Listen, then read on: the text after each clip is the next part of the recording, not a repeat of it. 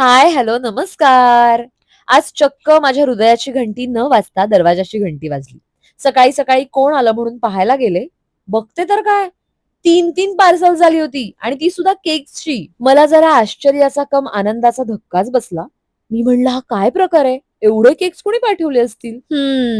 मग माझ्या लक्षात आलं, काल माझी आणि माझ्या पार्टनरची भांडणं झाली होती.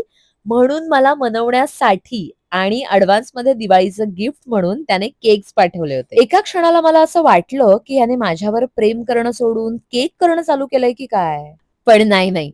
मी त्याचं वर्ल्ड असल्यामुळे त्याने मला द केक वर्ल्डमधून केक मागवले होते आणि माझी पुन्हा एकदा खात्री पटली, की त्याचं माझ्यावरच प्रेम आहे. मग काय, डिसेंबरमध्ये असणारा बर्थडे मी ऑक्टोबरमध्ये सेलिब्रेट केला आणि हौराटासारखा केक खाल्ला. कालची सगळी भांडणं विसरून आज त्याला व्हिडिओ कॉल केला आणि जराशी क्रिंजच वागले. त्याला व्हिडिओ कॉलवर केक भरवला.